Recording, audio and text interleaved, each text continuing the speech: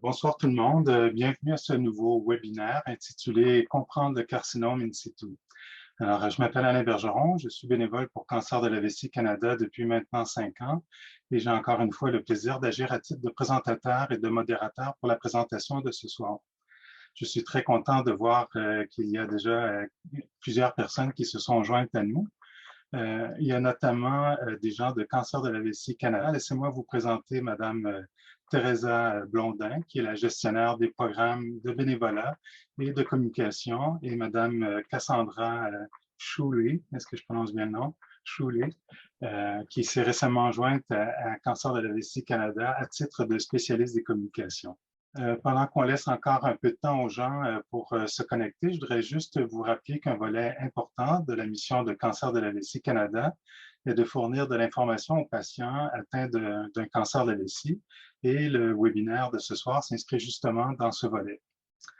Le carcinome in situ est un type particulier de cancer de la vessie qui mérite qu'on s'y attarde et spécifiquement, et c'est justement le but du webinaire de ce soir. Alors, on est vraiment très content d'avoir la docteure Marie-Pierre Saint-Laurent avec nous ce soir pour nous en parler.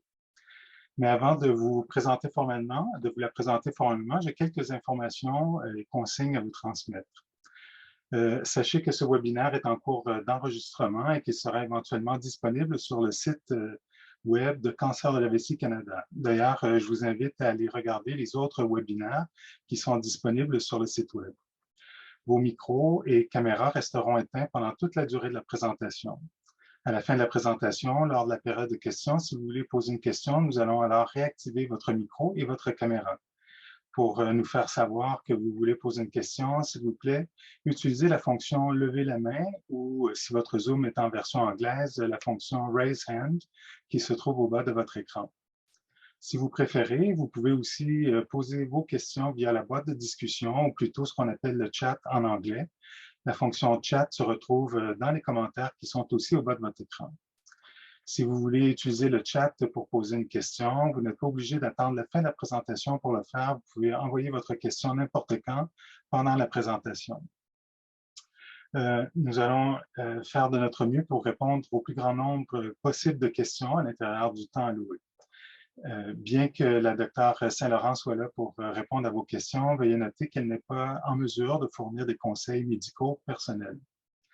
Finalement, n'hésitez pas à utiliser le chat pour partager vos pensées, vos commentaires pour le groupe pendant la présentation. Si vous rencontrez des problèmes techniques, vous pouvez nous envoyer un message via le chat. Teresa devrait être en mesure de vous aider. Alors, c'est maintenant le moment de vous présenter notre conférencière de ce soir. Docteur Marie-Pierre Saint-Laurent est une jeune urologue diplômée de l'Université Laval, où elle a fait son doctorat en médecine ainsi que sa spécialisation en urologie. Elle poursuit actuellement une formation en faisant une surspécialisation en uro-oncologie à l'Université de la Colombie-Britannique à Vancouver. Comme elle est passionnée d'enseignement, elle complète également une maîtrise en pédagogie d'enseignement à l'Université d'Édimbourg en Écosse.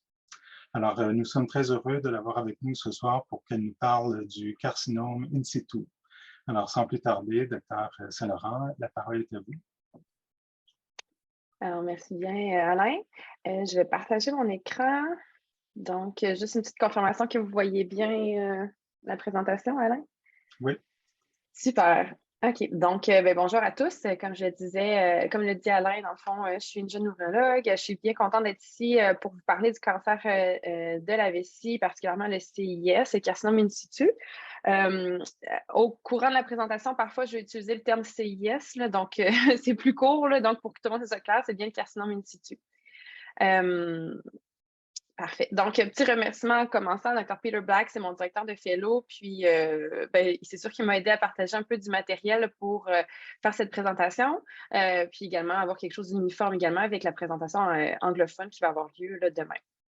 La présentation que je vais faire ce soir, je vais commencer une introduction un peu générale, cancer de vessie. On va parler de comment est-ce qu'on fait l'investigation du carcinome in situ et bien sûr, comment est-ce qu'on le traite en s'attardant sur le BCG, que vous avez sûrement tous entendu parler.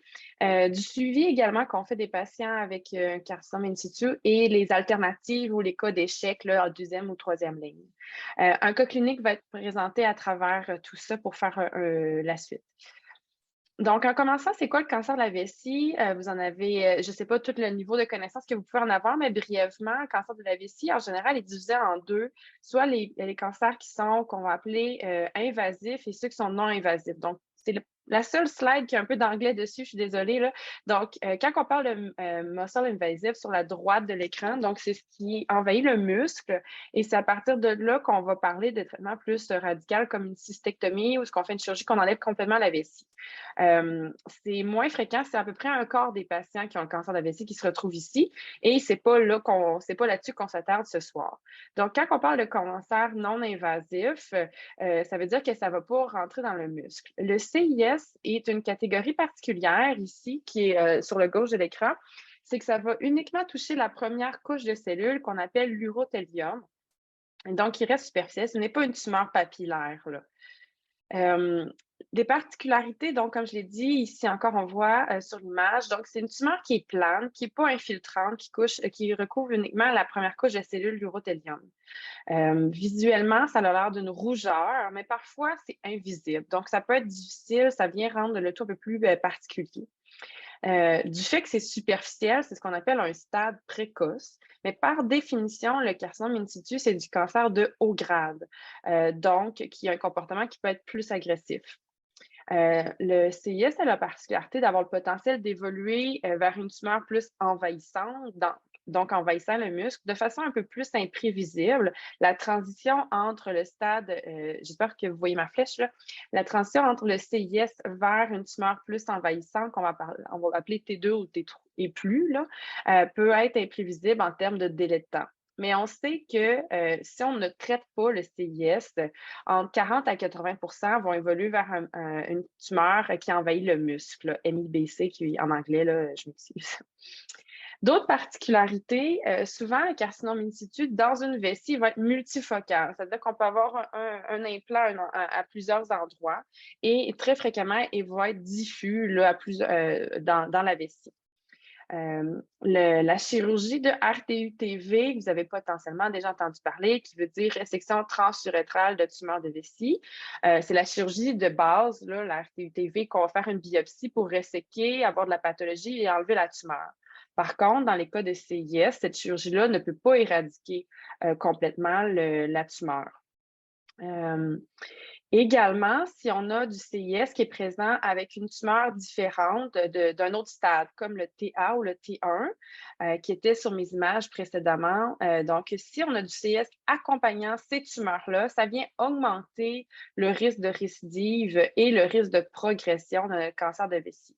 Donc, c'est un facteur qu'on vient mettre dans une équation un peu en tant qu'urologue pour évaluer le risque de notre patient et ça vient donc mettre un patient plus à risque de progresser ou de récidiver.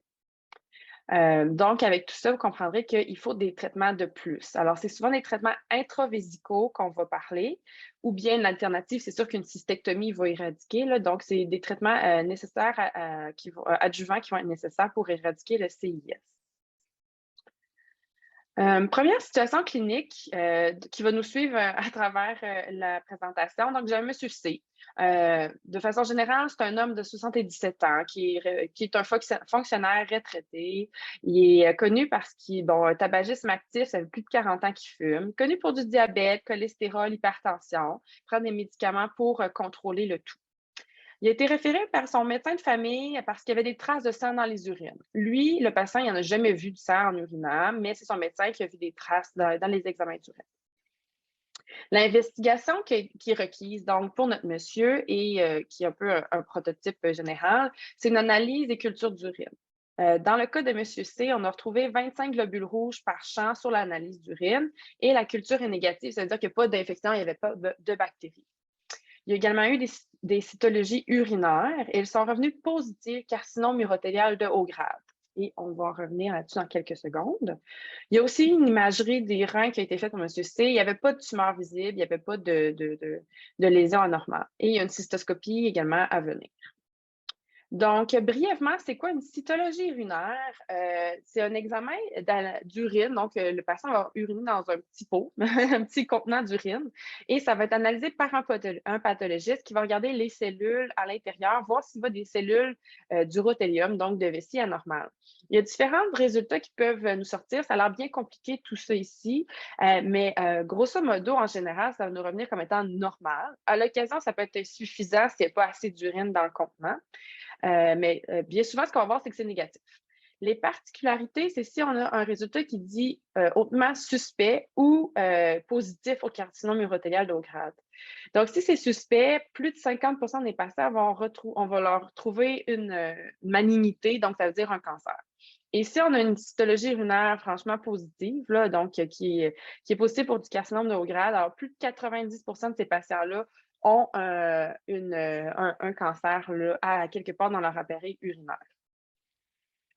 Monsieur C, donc, il a eu sa cytologie urinaire, elle était positive, carcinome urothélial de haut grade, comme on a dit.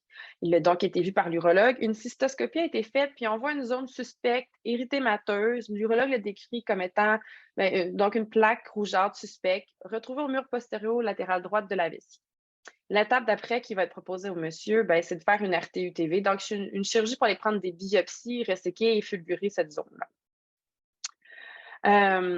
Donc, si on revient un peu, on s'éloigne de M. C et qu'on parle de cystoscopie, il y a des petits détails qu'on peut mentionner qui sont, peut-être que vous avez entendu parler, qui sont les techniques de renforcement de cystoscopie. C'est un terme où j'avais de la misère à traduire en anglais. Là. Enhanced cystoscopie, c'est souvent ce qu'on utilise, donc peut-être qu'il y a différentes traductions possibles. C'est les deux technologies que je vous ai mis sur cette slide-ci. Donc, sur la photo de gauche qu'on voit, c'est la cystoscopie avec la lumière bleue ou CysView, qui est la non commerciale, ou la cystoscopie avec fluorescence ou PPD. Bon, tout ça, dans le fond, c'est le type de cystoscopie qui utilise, dans le fond, une dérivée de porphyrine, qui est un médicament qu'on va mettre, en gros, dans la vessie. Fait un cathéter, une sonde va être introduite dans la vessie du patient où on va mettre le produit pour environ 1 heure avant l'intervention, que ce soit une cystoscopie ou la chirurgie d'RTUTV. Ce dérivé de porphyrine-là va aller se déposer préférentiellement dans là où il y a des cellules tumorales. Et sur l'image de gauche, comme on voit, ça, c'est la lumière blanche standard, une cystoscopie que vous avez tous entendu parler. Sur la photo de droite, on voit qu'il y a, avec la lumière bleue, là, on voit que ça rehausse énormément, donc ça aide à la détection. L'image de droite, c'est le NBI. En anglais, on appelle ça Narrowband Imaging. C'est un mécanisme qui est disponible sur plusieurs cystoscopes. C'est plus simple. C'est simplement un bouton qu'on va changer sur l'appareil. Et la technologie pour augmenter le taux de détection, celle-ci, dans le fond, c'est un peu différent. Ça utilise 2 longueurs d'onde spécifiques, comme sur le tableau d'en haut qu'on voit. Et en gros, ces longueurs d'onde-là sont plus absorbées par l'hémoglobine. L'hémoglobine est plus présente dans les vaisseaux sanguins et les tumeurs ont une préférence à mettre plus de vaisseaux sanguins. C'est un de leurs mécanismes pour croître. Donc, c'est de cette façon-là que ça permet d'augmenter les taux de détection. Je parle un peu plus de lumière bleue. Ça a été un peu plus étudié comme efficacité. Ça a 2 moments où ça peut être utile, soit dans la cystoscopie ou lors de la chirurgie d'RTUTV. Dans les cas de cystoscopie, ça peut être utilisé pour augmenter, utilisé pour détecter les récidives. On ne va pas se donner le trouble de mettre un médicament dans la vessie d'un patient qui vient pour une première fois, là, sans antécédent ou historique particulier. Mais pour les récidives, quand on les suspecte, ça peut être utile pour augmenter notre détection. Les patients principalement donc intermédiaires ou haut risque. Ça peut être également utilisé si on veut confirmer, infirmer une lésion qu'on trouve un peu suspecte à une cystoscopie standard à lumière blanche, et puis également pour augmenter le taux de détection de récidive au grade. Lors d'une chirurgie de résection, c'est encore la même chose. Le médicament va être mis dans la vessie du patient avant l'intervention, puis ça peut être utilisé donc pour optimiser le nombre de récidives qu'on voit. Certaines études nous ont montré que ça augmentait le taux de détection dans le fond, de trouver une tumeur additionnelle. Donc, cette statistique-là, ça veut dire que chez un quart des patients, on trouvait une tumeur de plus dans leur vessie. C'est sûr que c'est un peu plus optimal pour les patients qui ont des lésions comme le CIS, parce que comme j'ai mentionné tout à l'heure au début, c'est parfois des rougeurs un peu difficilement perspectives. Et ça peut donc avoir comme effet, si on trouve des tumeurs additionnelles, ben, de diminuer le taux de récidive à 12 mois. Donc, on a des études qui nous montrent que les taux de récidive sont un peu diminués. Donc, 45 versus 34 c'est pas parfait, mais ça, on voit qu'on a grosso modo 10 moins de récidive à 12 mois. Ces chiffres-là sont intéressants. Il faut comprendre que ces technologies-là ne sont pas disponibles partout en raison de coûts, en raison de temps, de matériel et tout ça.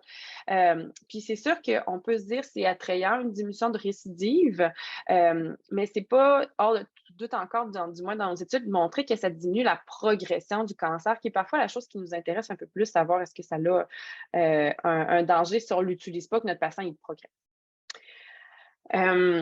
Situation particulière également, un petit aparté sur les cytologies urinaires. Donc, parfois, on fait nos examens, on fait la cystoscopie standard et on ne trouve rien. Par contre, notre patient il a une cytologie urinaire qui est vraiment positive, carcinome urothélial de haut grade. Comme on se souvient, j'ai dit, à peu près 90 des patients, on va trouver quelque chose. Premièrement, qu'est-ce qu'on fait? Bien, on veut un test de confirmation. On veut s'assurer que c'est effectivement persistant, c'est effectivement suspect. Comme ça, on vient d'éliminer un peu notre 10 de patients qui n'avaient rien. C'est sûr qu'il faut aussi faire tous nos examens standards, la cystoscopie et le scan abdo-pelvien pour éliminer qu'il n'y ait pas rien ailleurs. Si tout ça est négatif, bien, on va aller pousser plus loin. Pourquoi? Bien, premièrement, le CIS, sur un scan, ce n'est pas visible. C'est uniquement une lésion plane, donc le scan ne veut pas le noter. Dans ces cas-là, il va falloir pousser l'investigation et le patient va être apporté au bloc opératoire. Et ce qu'on va faire, c'est qu'on va faire des cytologies qu'on appelle urinaires sélectives. C'est-à-dire qu'au bloc opératoire, on va aller avec notre caméra dans la vessie avec nos instruments et on va aller faire un petit prélèvement dans chacun des tuyaux de chaque côté des uretères pour avoir le prélèvement du cytologie qu'on va identifier droite et gauche. De cette façon, on va pouvoir identifier est-ce que ça vient d'en haut et si oui, de quel côté. Pour pousser l'investigation éventuellement plus tard. Au besoin, on pourrait décider de monter la caméra qu'on appelle un urétéroscope, qui est plus petit jusqu'en haut s'il le faut, pour faire des biopsies ou traiter si on voit quelque chose de suspect. La vessie va être également adressée avec ce qu'on appelle des biopsies randomisées. Donc, on va aller de façon randomisée, mur postérieur, latéral, droite, gauche et tout ça. Là. Donc, pour faire des biopsies, pour voir localiser s'il y a un endroit qui est positif pour du carcinome in situ, qui est ce qu'on recherche. Alternativement, on peut utiliser la lumière bleue. Donc, si on n'a pas un endroit intéressant à utiliser, c'est une des bonnes situations là, intéressantes à utiliser la lumière bleue ou le NBI, dépendamment de l'accessibilité. Chez les hommes, on va rajouter la biopsie de l'urètre prostatique, qui est faite de la même façon, encore une fois, avec nos instruments transurétrales, parce que c'est parfois là où se cachent des récidives. Maintenant, si on revient avec notre monsieur C. Donc, lui, on s'appelle cytologie urinaire positive, cystoscopie, suspect, on va faire un RTUTV. La chirurgie se fait bien, sans complications. On a un rapport de pathologie, ça nous dit qu'on a une lésion plane d'urothélium contenant des cellules malignes de haut grade. Donc, on a du CIS. Comme je l'ai dit, par définition, CIS, c'est de haut grade. Donc, ici, une petite slide de pathologie là, pour ceux qui s'intéressent versus une tumeur papillaire qu'on voit qui est plusieurs rangées là, qui remontent. Le traitement, qu'en est-il? Ben, c'est du traitement de BCG que vous avez potentiellement déjà entendu parler. Donc, je l'ai déjà dit, je le répète, le CIS, ça ne peut pas être éradiqué uniquement par la chirurgie d'RTTV. Bien évidemment, on veut enlever toute tumeur visible, toutes les lésions papillaires vont être enlevées par la chirurgie. Mais il va falloir donner les traitements de BCG aux patients. Le traitement standard qui va être prescrit, c'est un traitement d'induction. Ça veut dire, comme le dessin que je vous ai fait ici, c'est un traitement hebdomadaire, donc intravésical, une fois par semaine pour 6 fois. Ensuite, on fait un traitement qu'on appelle de maintenance ou de maintien, qui est hebdomadaire fois 3 fois. Donc, 3 semaines de suite, on va en clinique pour avoir notre BCG et ça va être fait à 3 mois, à 6 mois et ensuite de ça, aux 6 mois pour un total de 3 ans. Bien évidemment, on a un schéma de contrôle, de surveillance, de cystoscopie à travers. Qu'est-ce qu'est le BCG? Le BCG, c'est le Mycobacterium tuberculosis. Donc, c'est une forme atténuée de la tuberculose qui a été élaborée initialement comme un vaccin là, pour la tuberculose. Le produit est mis dans une quantité de salin. qui va être introduit dans la vessie, comme vous pouvez voir sur l'image de droite. Le BCG, ça a la particularité, dans le fond, d'avoir une activité antitumeur. Donc, en l'introduisant dans la vessie, ça vient stimuler notre système immunitaire, donc nos cellules, à se défendre contre les cellules anormales, les cellules de cancer.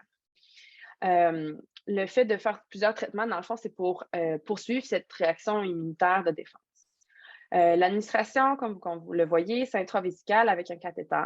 En général, on va demander de maintenir le traitement 1 à 2 heures. Il y a des petites particularités également qui vont être recommandées pour augmenter l'efficacité, entre autres, d'avoir une restriction hydrique, c'est-à-dire de limiter nos apports en eau avant notre traitement pour éviter la dilution, tout simplement. Si on boit beaucoup d'eau ou de café avant l'examen, on va boire beaucoup d'urine qui va diluer le traitement pendant qu'on l'a. Et minimalement, le traitement doit être donné 2 à 4 semaines après une chirurgie. Donc, c'est minimalement, ça veut dire qu'il ne faut pas le donner 2 semaines après une intervention parce qu'on veut vraiment une guérison complète. Donc, ça ne sera pas prescrit avant, en général, 1 mois après la chirurgie. Maintenant, je vous ai parlé de traitement, l'horaire, j'ai dit un traitement d'induction et de maintien. La particularité, vraiment, c'est que les traitements de maintien sont primordiaux pour le CIS. On le sait que c'est le traitement de maintien, donc par sa présence, qui fait qu'on peut avoir un meilleur taux de réponse, une meilleure diminution de récidive et une meilleure diminution de progression du cancer. Il faut savoir également qu'on peut avoir une réponse qu'on appelle tardive, qui est potentiellement présente. Donc, lorsqu'on fait le contrôle de cystoscopie, il y a environ la moitié des patients qui vont avoir une éradication complète à 3 mois. Donc, un patient qui a du CIS, qu'on fait le traitement d'induction, une cystoscopie à 3 mois, il pourrait avoir encore du CIS uniquement résiduel. On va encourager à faire, enfin, on va recommander de faire notre premier traitement de maintien parce qu'on sait jusqu'à 80% des patients vont avoir une réponse à 6 mois. Donc, vous voyez qu'il y a un gain possible qui est important d'aller chercher et donc pas se décourager là, à 3 mois. Les effets secondaires, par contre, sont quand même présents. On va en parler dans quelques secondes. Ils peuvent être assez invalidants. Par contre, nos études nous ont montré qu'avec une prise en charge adéquate, c'est très peu de patients qui ne complètent pas le traitement en raison d'effets secondaires. Maintenant, qu'est-ce qu'on peut faire si un patient ne peut pas recevoir le BCG? C'est des situations cliniques, des situations un peu plus réduites où ce que le patient a une contre-indication à recevoir le BCG. Je vous ai mis des exemples ici. Un patient immunosupprimé, c'est une contre-indication. Encore là, il peut y avoir une discussion et certaines situations très précises, on peut avoir du BCG, mais c'est une autre discussion que je vais vous laisser avec votre médecin traitant. Les patients qui ont eu des antécédents de sepsis, donc d'infection sévère là, avec hospitalisation, vont être contre-indiqués. Parmi d'autres que je n'ai pas écrit ici, c'est un patient qui vient d'être opéré, un patient qui a du sang dans les urines de façon active, un patient qui est en infection, un patient qui est incapable de retenir le médicament. Donc, on parle d'incontinence urinaire totale. On ne va pas donner de traitement, ça fonctionnera. C'est des contre-indications, ça ne fonctionnera pas. Donc, c'est des exemples. Il y a certaines situations où le patient ne tolère pas du tout à cause d'effets secondaires. S'il a reçu moins de 6 doses, c'est une petite définition, mais on va le considérer comme intolérant vraiment aux médicaments. Donc, c'est comme un peu une réponse très, très précoce. Donc, dans ces cas, dans ces situations-là, ce qu'on ne peut pas le donner, c'est un peu une situation qu'on est limité parce qu'on n'a aucun traitement qui a été prouvé par des données scientifiques comme étant une alternative aussi efficace que le BCG. Donc, c'est pour ça qu'on veut vraiment pousser nos patients à avoir le BCG. C'est le meilleur traitement qu'on a. Les alternatives qui sont possibles, qui peuvent vous être proposées, ça pourrait être des traitements, entre autres des traitements de chimiothérapie intravésicale. Tout ça, c'est intravésicaux. Et souvent, on va commencer à combiner nouvelles études qui ont montré vraiment gemcitabine et docétacel en combinaison sont très intéressants, mais d'autres alternatives, c'est une chimio simple intravésicale, comme celle mentionnée ici. Les efficacités, par contre, on n'a pas les mêmes chiffres que le BCG, c'est sûr. Les effets secondaires maintenant du BCG. C'est sûr qu'on peut avoir plusieurs effets secondaires.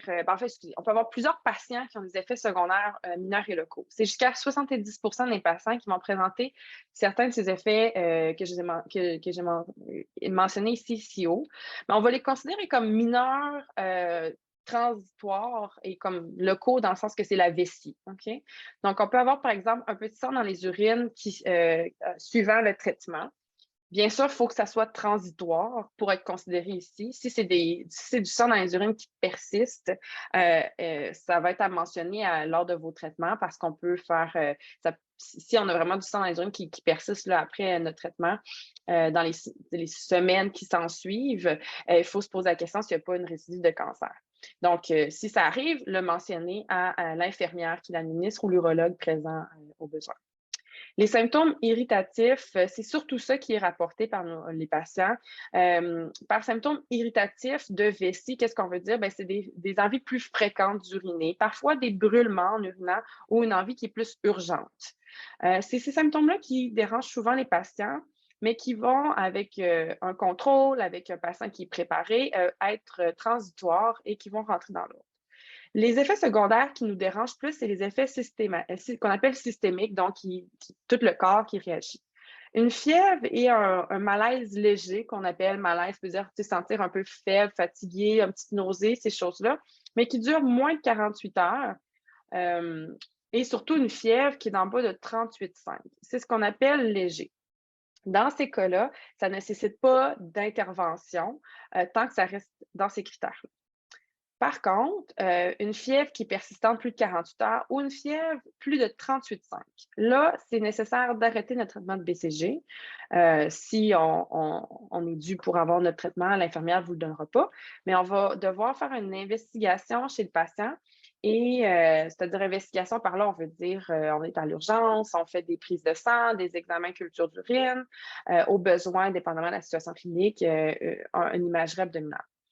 Le traitement antibiotique ou antituberculeux va être initié selon la situation clinique, parfois avec consultation, bien sûr, avec l'urologue ou avec un service d'infectiologie. Ces réactions-là, qu'on appelle sévères, c'est moins de 5 des patients. Donc, c'est assez peu fréquent, mais il faut en informer les patients pour, bien sûr, les aviser de consulter à l'urgence si ça survient. Finalement, dernière réaction systémique qu'on peut noter, c'est ce qu'on appelle des allergies. Ça va se présenter par un rash, donc des rougeurs, érythèmes et ou douleurs articulaires. C'est très rare, moins d'1 des patients. Si c'est très transitoire, ça rentre dans l'ordre. Ce n'est pas une contre-indication, mais si on parle de symptômes de plus de 48 heures, on va arrêter de faire notre traitement, on va arrêter d'administrer du BCG.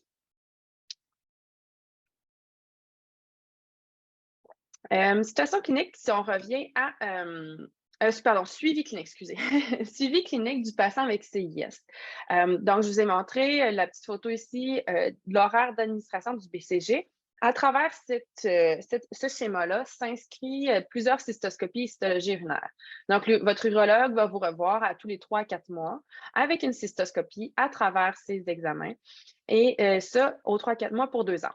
L'année 3 et 4, il va avoir un suivi aux 6 mois et ensuite, après la 5e année, ça va être des contrôles annuels tant qu'on n'a pas de récidive. Il est recommandé de faire un scan lors du diagnostic dans la première année et ensuite aux 2 ans. Parfois, pour des raisons cliniques, votre urologue va le faire plus tôt ou va l'adapter selon bien sûr, l'évaluation clinique globale. Si on revient à M. C, il a commencé son traitement d'induction de BCG. Il a reçu les 3 premières doses à chaque semaine, ça allait bien. Il a noté par contre avec les doses subséquentes, la 4e, la 5e et la 6e dose, qu'il y avait un peu plus de fréquence urinaire. Il allait s'uriner un peu plus souvent, un peu d'urgence, un peu de brûlement. Mais le tout rentrait dans l'ordre. Deux jours après son traitement, ça rentrait dans l'ordre. Globalement, il se sentait un peu plus fatigué, mais encore une fois, ça rentre dans l'ordre. On le revoit à la cystoscopie à 3 mois et il est revenu à sa normale complètement.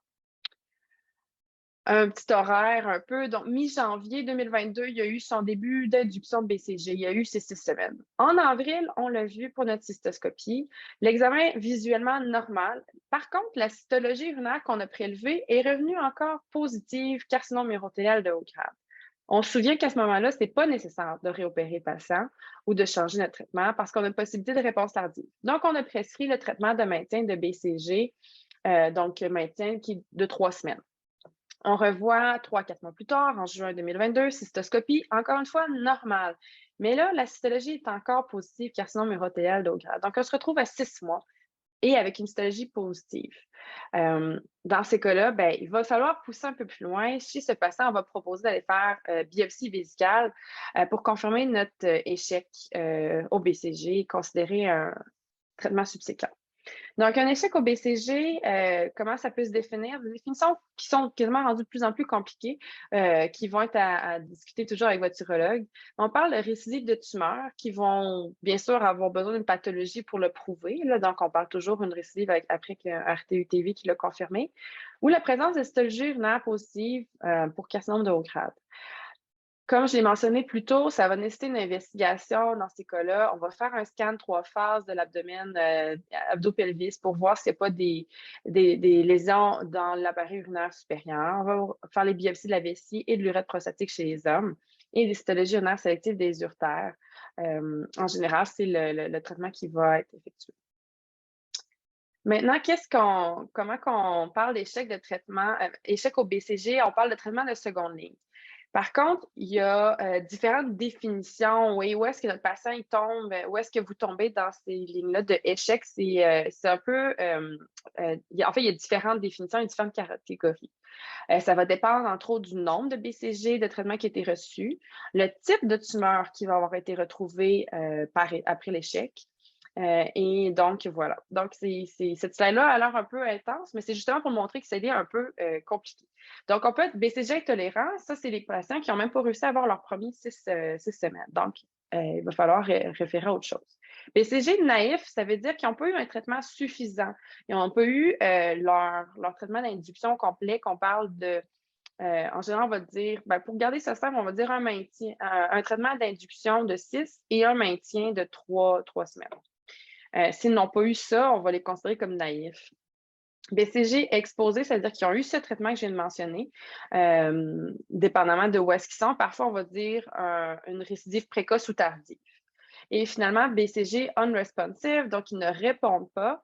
Parfois, on va parler de réfractaires, c'est-à-dire qu'ils progressent. Donc, ils sont rendus avec du cancer envahissant, par exemple, malgré leur traitement. Donc là, c'est des catégories plus sévères qu'on va traiter plus agressivement ou qui récidivent très précocement. Donc, tout ça, c'est pour vous dire que c'est un peu compliqué et qu'on va laisser ça aussi, bien sûr, dans les mains de votre urologue. Qu'est-ce qu'on fait? Ça va dépendre de où est-ce qu'on est dans ces catégories, je viens de vous mentionner, mais également d'autres facteurs qui vont influencer notre définition, ça va être avec notre patient. Donc, un petit schéma que je nous ai fait pour montrer qu'il y a des interactions entre le patient, son âge, ses comorbidités, c'est-à-dire est-ce que, par exemple, c'est un patient qui est capable d'avoir une chirurgie majeure? Est-ce qu'il y a une fragilité par rapport à là, ou est-ce qu'on va essayer de s'éloigner d'une chirurgie comme une cystectomie? On va en considérer la fonction vésicale et la qualité de vie du patient. Certains patients ont eu d'autres traitements pour d'autres cancers ou pour d'autres choses dans leur vie, par exemple la radiothérapie ou de multiples chirurgies dans leur vessie. Ils vont se retrouver quand même relativement une pauvre qualité de vie avec leur vessie, à uriner toujours, avoir de l'incontinence, ces choses-là. Donc, certains patients ne la veulent plus, leur vessie. Et finalement, le type de tumeur, comme je l'ai mentionné, est-ce qu'on a du carcinome in situ, du CIS accompagnant des tumeurs qu'on appelle T1 de haut grade ou non? Parfois, on peut avoir des variants histologiques ou est-ce qu'on a du cancer un peu plus diffus? Donc, tout ça va venir influencer, mais bien sûr, au centre de ça, j'ai mis le patient parce que c'est des préférences aussi face aux risques, aux bénéfices, aux complications possibles et tout, que notre décision va être prise l'urologue avec son patient.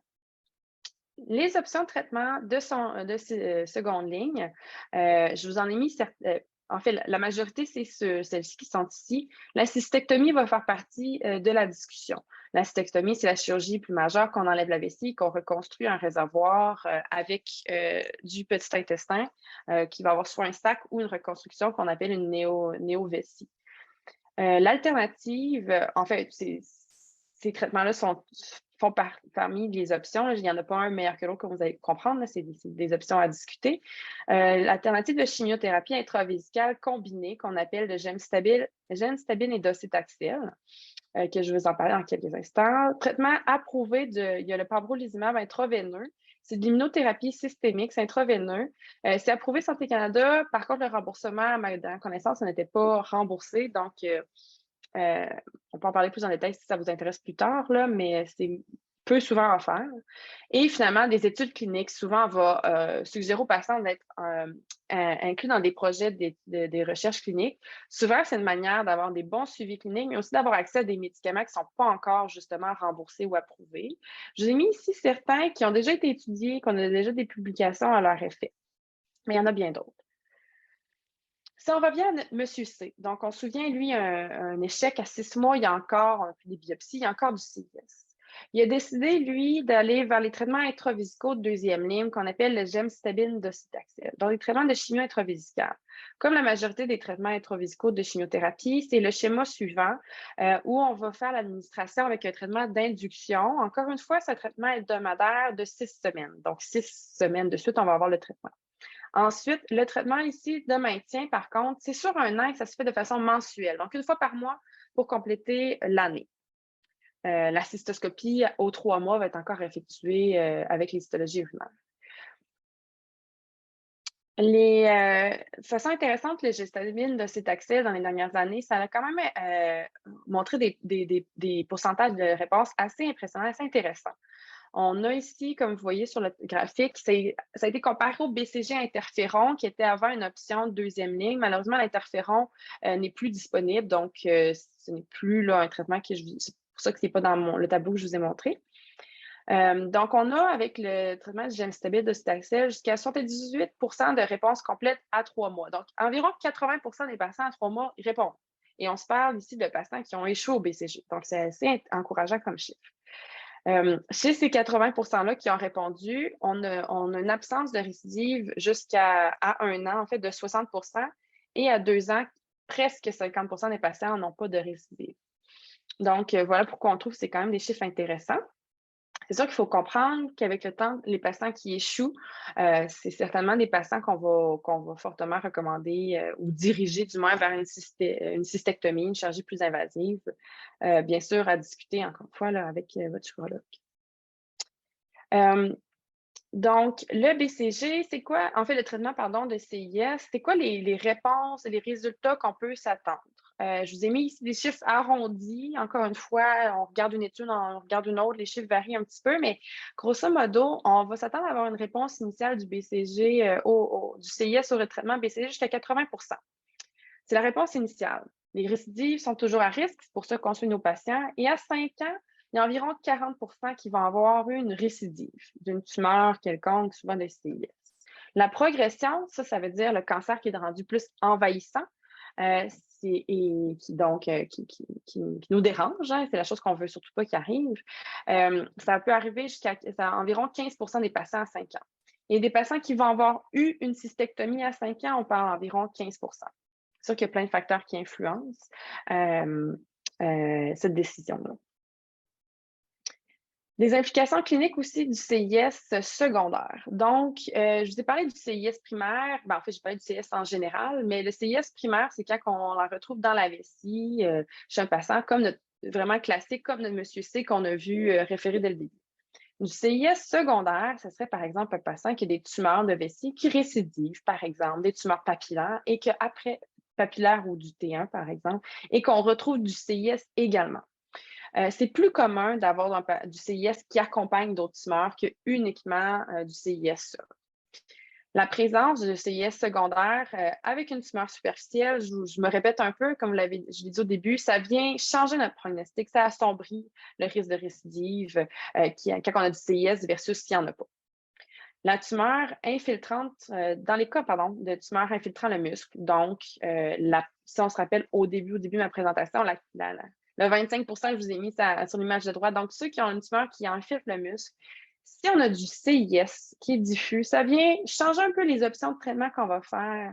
Et là, c'est une autre discussion complète parce qu'on n'ira pas en détail ce soir, mais en général, on va proposer la cystectomie. Les alternatives à la cystectomie, parfois, ça va être de la combinaison de radiothérapie et de chimiothérapie. Mais si on a du CIS diffus, la radiothérapie cette option-là ne sera pas offerte parce que le CIS ne répond pas à la radiothérapie, ça s'arrête. Voilà. Et finalement, si on fait une cystectomie à un patient et qu'on retrouve du CIS sur la marge de résection, la marge, c'est l'endroit où le chirurgien fait sa coupe, dans le fond, le parti qui est parti, le pathologiste le regarde au microscope. Et s'il y a des présences de CIS sur la marge de résection à l'urtère ou à l'urètre, ça va être quelque chose à garder en tête parce que ça vient augmenter, ça vient causer un risque plus élevé de récidive dans le futur. Ce n'est pas garanti qu'il va y avoir une récidive, mais ça fait partie des choses potentielles, ça augmente son risque. Donc voilà, j'approche de la fin.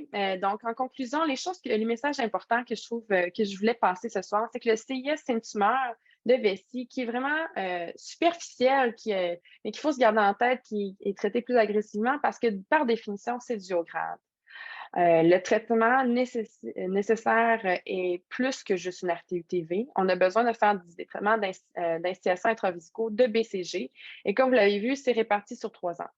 Les traitements de maintien sont nécessaires et importants parce que c'est avec les traitements de maintien qui vient stimuler notre système immunitaire à se défendre contre le cancer qui va permettre de diminuer les taux de récidive et de progression. La majorité des effets secondaires, on se garde en tête, c'est qu'ils sont transitoires. Les effets secondaires sont quand même chez plusieurs patients au niveau locaux, peuvent être désagréables, irritants, mais sont transitoires et chez un patient bien préparé et aidé, on va pouvoir faire notre traitement complet.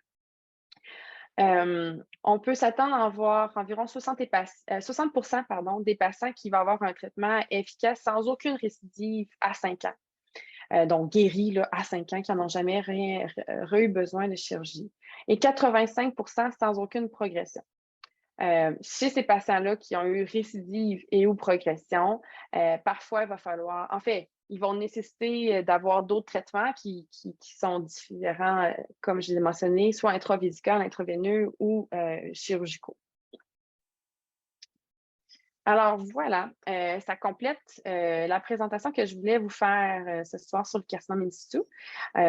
J'espère que vous avez apprécié et je vais laisser la parole à Alain pour voir un peu si on a des questions. Je vais arrêter mon partage d'écran pour laisser la place. Alors, merci beaucoup, Dr. Saint-Laurent, pour cette excellente présentation. C'était vraiment très intéressant. Votre présentation nous permet de mieux comprendre ce type de cancer de haut grade et comment on doit le traiter. Alors, maintenant, on va passer à la période de questions. Veuillez, s'il vous plaît, utiliser le bouton lever la main si vous voulez poser des questions live comme ça ou encore écrire votre question dans le chat. Je vois qu'il y a déjà une question dans le chat. C'est Julie qui dit qu'elle est une femme de 50 ans. Elle a eu sa première tumeur vésicale à l'âge de 22 ans et elle suit toujours son urologue à tous les 6 mois depuis 1994 maintenant. Elle a eu du BCG 2 fois. Et puis, elle dit que ces tumeurs sont toujours présentes. Avec plus de 30 chirurgies, je cherche à avoir une autre option s'il en existe. Qu'est-ce que ce serait les possibilités pour quelqu'un qui récidive souvent comme ça, et puis depuis tant d'années? Julie, c'est une belle question. C'est sûr que, bon, je vois que la question a été posée en début de présentation, donc je ne sais pas si la réponse a réussi à être obtenue à travers la présentation. Puis s'il lui reste des questions, c'est sûr que, comme on dit au début, hein, je peux pas avoir la réponse parfaite à chacun des cas cliniques, à chacun des patients à votre situation particulière. Des patients qui ont des récidives qu'on appelle tardives, donc des récidives qui surviennent après plusieurs temps dans une période de tranquillité. Refaire un traitement de BCG, c'est une bonne option et c'est souvent, comme vous avez eu, c'est souvent ce qu'on va faire parce qu'on a réussi à avoir une bonne réponse pendant plusieurs années. Donc, ça fait partie des bonnes options. Et surtout, ça permet de faire une préservation vésicale. Si on a des patients par exemple, on a des récidives assez précoces ou qu'on ne réussit pas à faire notre traitement au complet, c'est là les situations où on va parler d'alternatives comme la chimiothérapie intravésicale que j'ai mentionnée de gemcitabine et de docetaxel. Donc, ça fait partie des alternatives. C'est sûr qu'encore une fois, il manque beaucoup d'informations pour réussir à dire c'est quoi les options possibles. J'espère que la question est assez bien répondue. Ça pourrait être intéressant de savoir, là, Madame Laframboise, si vous avez d'autres questions par rapport à ça.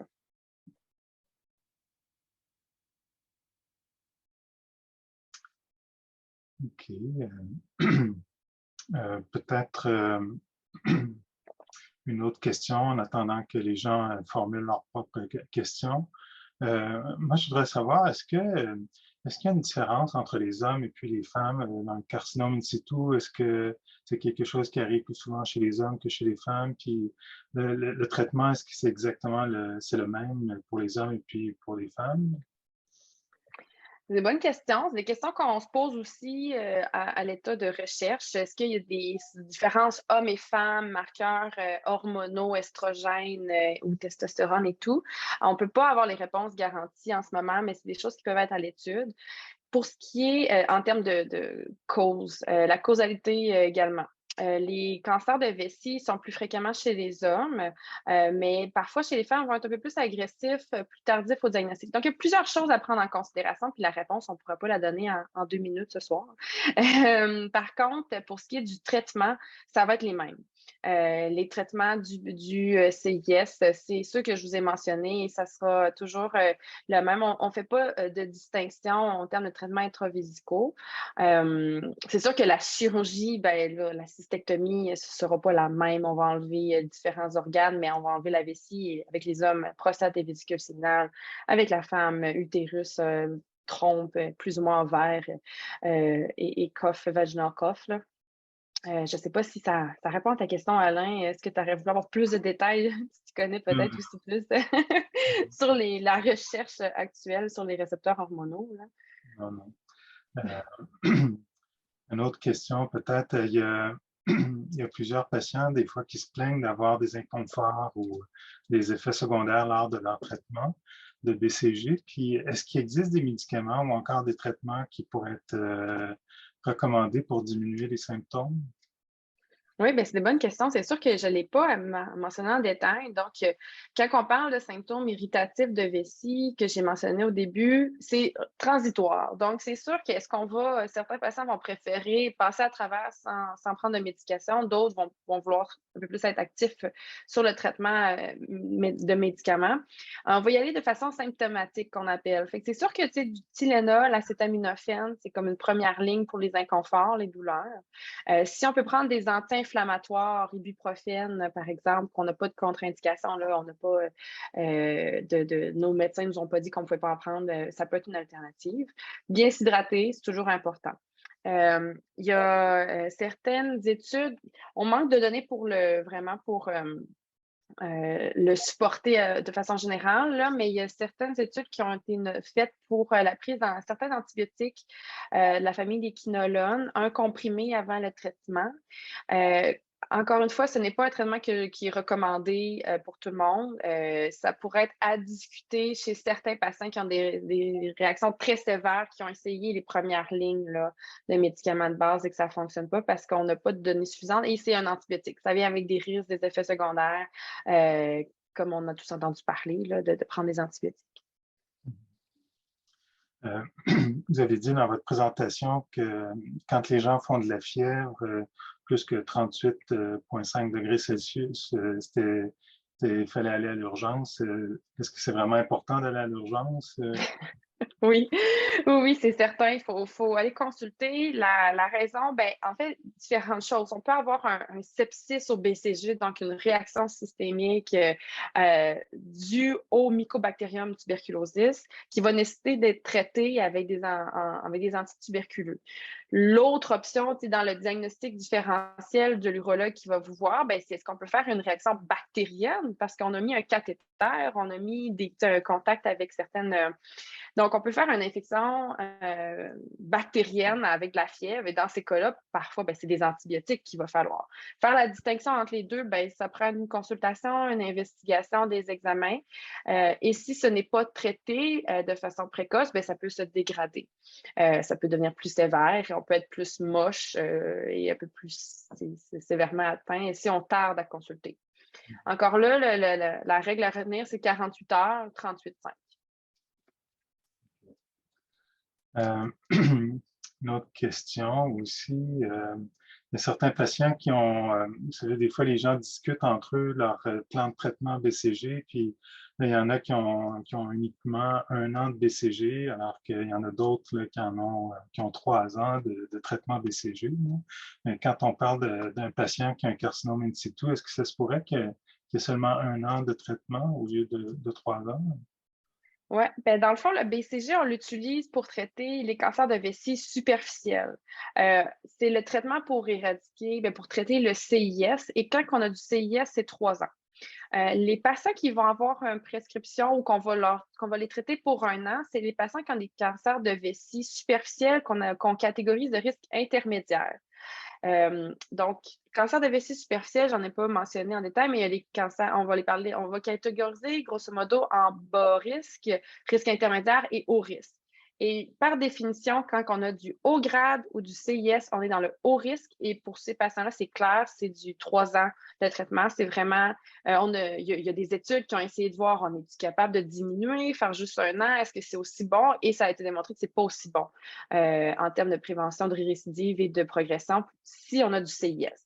Si on est dans la catégorie risque intermédiaire, 1 an est non inférieur et correct. Donc, ça va être les patients qu'on va prescrire 1 an, c'est par exemple des patients qui ont des tumeurs papillaires de bas grade, récidivantes ou multifocales. Bon, ce détail-là qu'on va rentrer. OK, merci. Ben, je ne vois pas d'autres questions. Alors, s'il n'y a pas d'autres questions, ben, je pense on va mettre, on va mettre fin au webinaire. Alors, ben,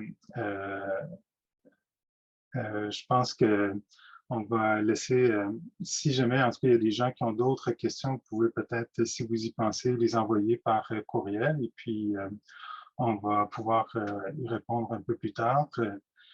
Teresa va mettre dans le lien, un lien dans le chat pour inviter les gens à répondre à un petit sondage.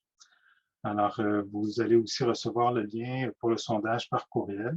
On apprécierait beaucoup si vous pouviez prendre le temps de répondre à ce sondage pour nous transmettre vos commentaires sur le webinaire d'aujourd'hui et nous faire part de vos suggestions de sujets pour nos prochains webinaires.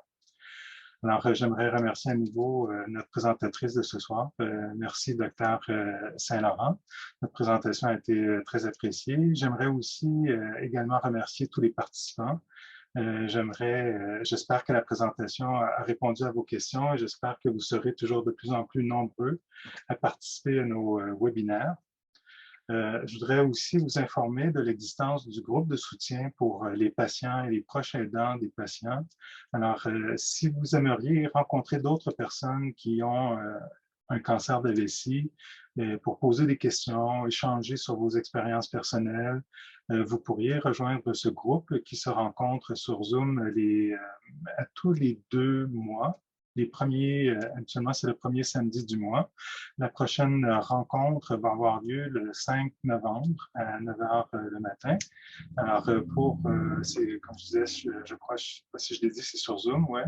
Alors, pour joindre le groupe, s'il vous plaît, vous avez juste envoyé un courriel à info@cancerdelavessie-canada.org.